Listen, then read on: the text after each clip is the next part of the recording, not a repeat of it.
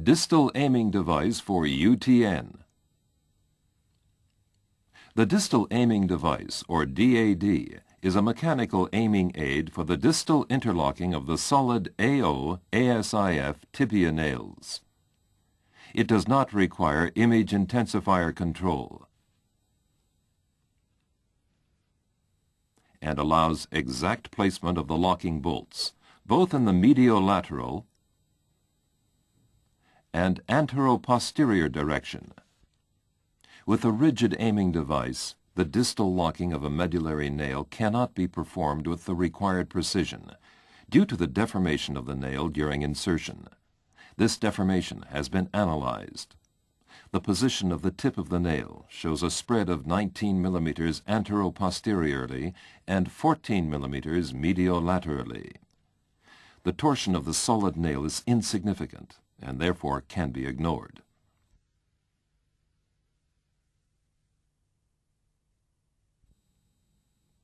On the basis of this data, a distal aiming device was developed which is adjustable to the deformation of the nail in the frontal plane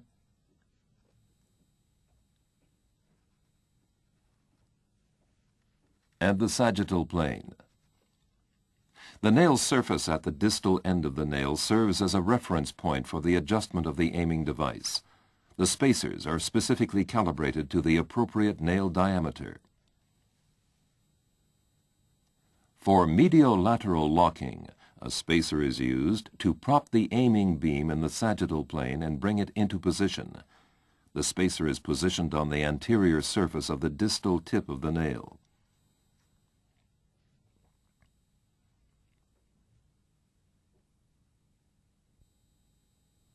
For antero-posterior locking, an expander spacer is used to position the aiming arm correctly in the frontal plane. The expander spacer uses an already drilled distal mediolateral locking hole for nail contact.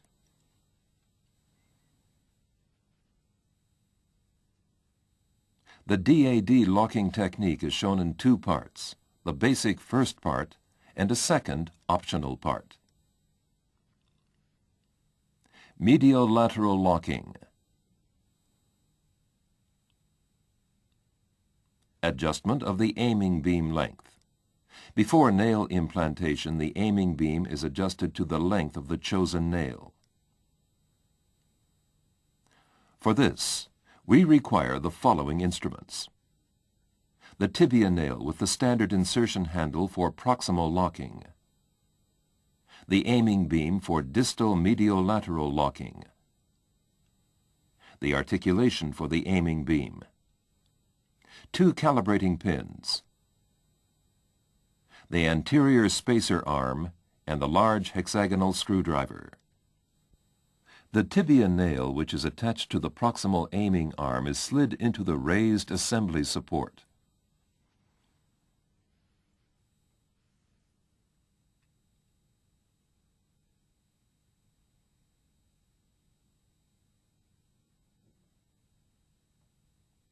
Slide the aiming beam into the opening of the angulation.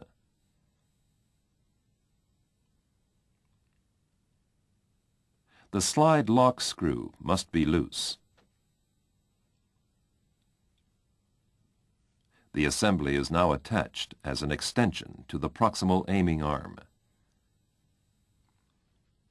Insert the two calibrating pins through the guide holes in the aiming beam and guide them into the two distal mediolateral locking holes in the nail. It is important that there is no tension on the calibrating pins in the locking holes.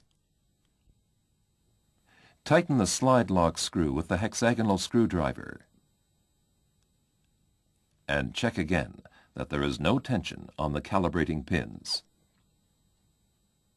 The calibrating pins are then removed. The anterior spacer arm with carriage is mounted pointing up or down depending on whether the left or the right tibia is being treated. In this exercise, a right tibia is used. The spacer arm must therefore be attached pointing in the direction of the arrow marked right tibia. The whole assembly is removed from the standard insertion handle. and the tibia nail is inserted into the tibia, which has already been opened.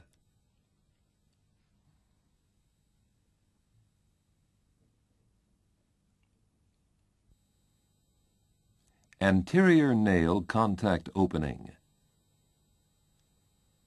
After nail insertion, the assembly is reattached to the proximal aiming arm for distal locking.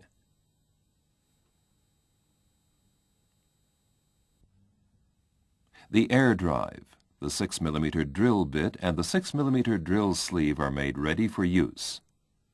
The 6 mm drill sleeve is slid through the distal open 8 mm hole in the carriage. The proximal hole does not serve any purpose in this exercise. The instruments are symmetrically designed for application to both the right and the left tibia.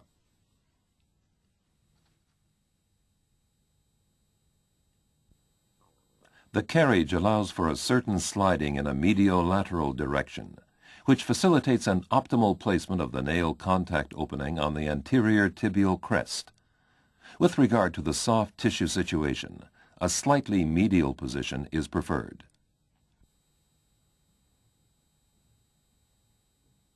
The nail length was chosen so that the tip of the nail is positioned in the former epiphyseal disc. This allows the stable fixation of very distal fractures, in which case the hole for the nail contact is drilled at the distal cancellous end of the tibia, where the additional drill hole weakens the bone only marginally. During drilling, the aiming beam should be approximately parallel to the tibia. This is achieved when the top edge of the carriage is flush with the mark on the drill sleeve. The top edge of the carriage must never be positioned above the mark.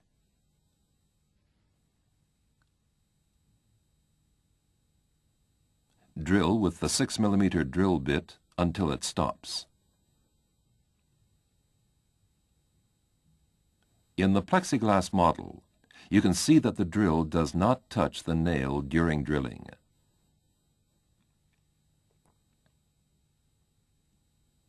The drill sleeve is removed and the aiming beam tilted upwards. If there is not enough space, the aiming beam can be temporarily removed. Cleaning of the nail contact opening.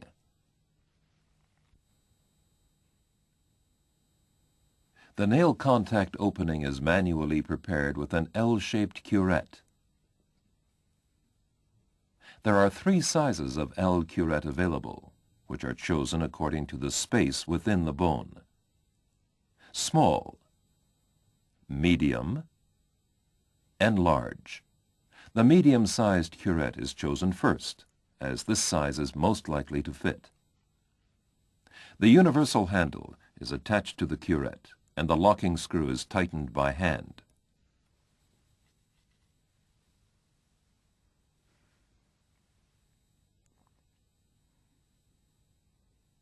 The curette is inserted into the opening. The cancellous bone is removed by means of rotating movements until there is a clean and clear-cut contact with the nail.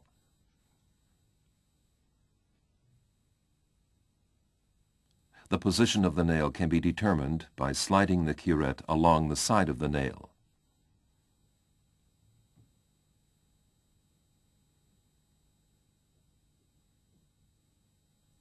Nail contact with the anterior L spacer.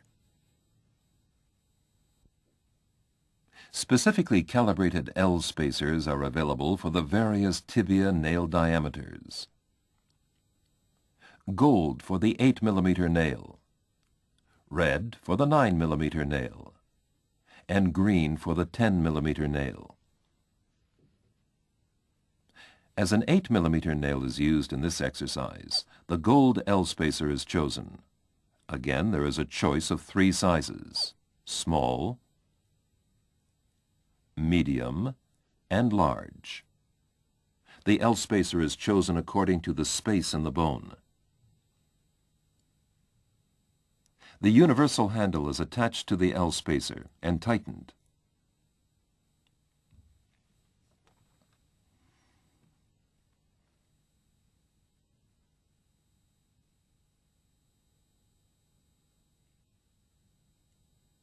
Please note that the colored indicator on the shaft is always parallel to the foot of the L spacer, and therefore indicates its position. The spacer is inserted into the opening, and the foot is placed on the nail surface. Because of its asymmetrical L design, the spacer will securely reach the nail regardless of whether the opening is medial or lateral to the nail, or directly above it. The teeth on the bottom of the foot help to keep the correct position. Gentle scraping across the nail will make a soft, metallic, clattery noise.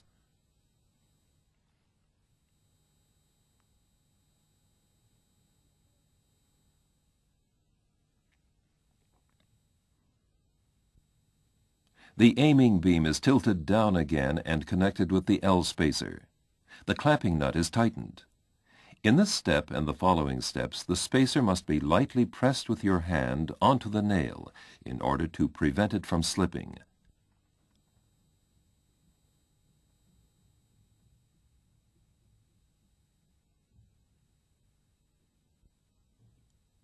Drilling the holes for mediolateral locking. Two 3.2 millimeter drill bits with corresponding drill sleeves and protection sleeves are made ready for use. The drill sleeves and protection sleeves are put together and inserted through the two holes in the aiming beam. The distal hole is then drilled first.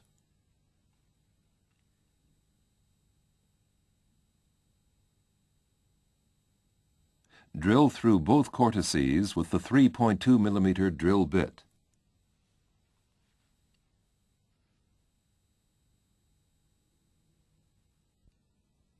The drill bit remains in the bone in order to hold the position of the aiming device construct. The second hole is drilled.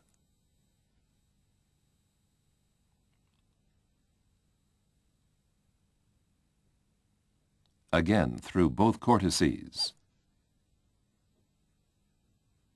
and the drill bit is removed. If the locking is only planned in the mediolateral direction, the nail can now be locked with two locking bolts, first proximally, then distally.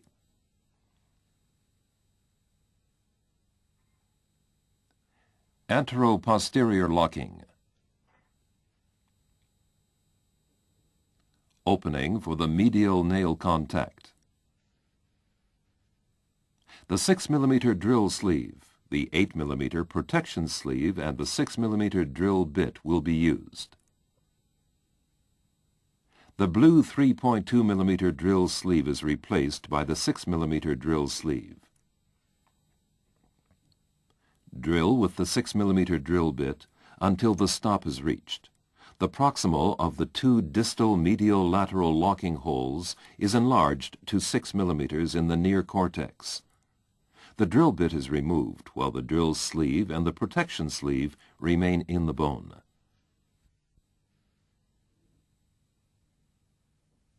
Cleaning of the nail contact opening. The nail contact opening is cleaned with the 6.0 3.2 millimeter dual diameter curette. The universal handle is attached to the curette and tightened. Clean manually to remove any excess cancellous bone.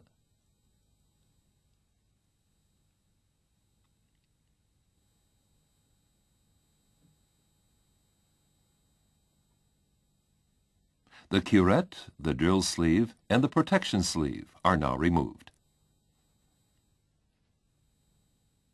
Mounting the aiming arm. The aiming arm for antero-posterior distal locking consists of several parts and therefore can be adjusted to the chosen nail diameter. For each diameter, there is a specifically calibrated expander spacer. The expander spacer 8 is chosen to match the 8 millimeter nail used in this exercise. The spacer is attached to the aiming arm and tightened with the long connecting screw.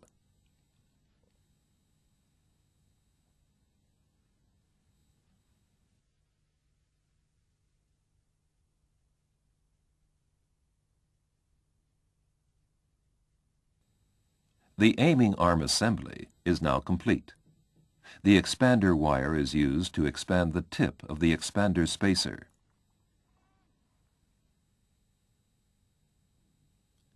Nail contact with the expander spacer.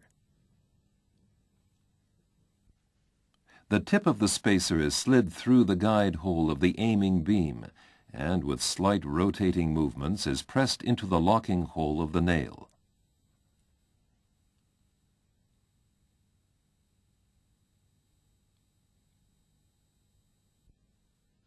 Then the expander wire is pushed to the tip of the expander spacer. The expander wire must be inserted as far as the stop. If this cannot be done, the correct nail contact has not been achieved. Then the nail contact opening needs cleaning again. In the plexiglass model, you can see the expanding and jamming of the expander tip within the nail hole. By pulling at the aiming arm by its handle, you can check if the expander spacer is firmly seated within the nail. This is called the stress test.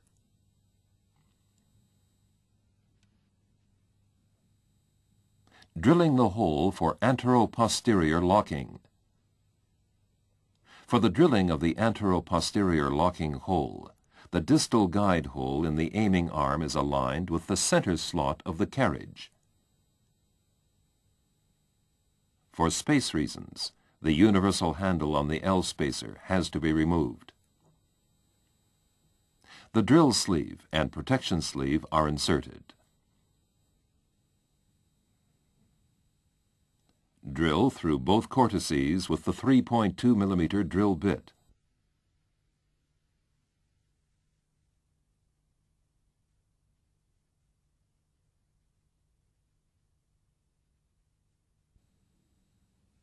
The drill bit and drill sleeve are removed. The protection sleeve remains as a guide for the locking bolt.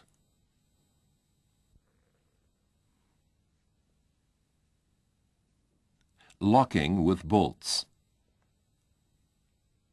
The locking bolts are inserted in reverse order to the drilling. First antero-posteriorly, then proximal mediolaterally, and last distal mediolaterally. The length for the locking bolts is measured with the depth gauge for locking bolts. Add 2 millimeters to the measured length so the locking bolt can engage firmly in the far cortex.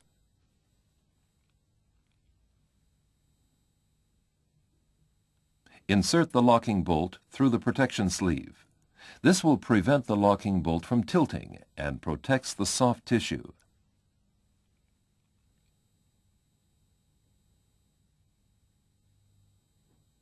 The aiming arm can now be removed. First, remove the expander wire.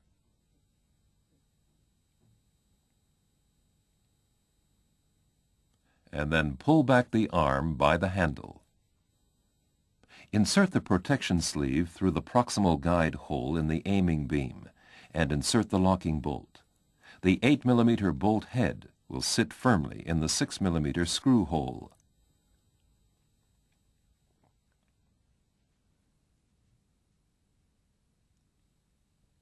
The drill bit and drill sleeve with protection sleeve, which was left in the bone to secure the aiming device, can now be removed. Finally, the distal mediolateral locking bolt is inserted.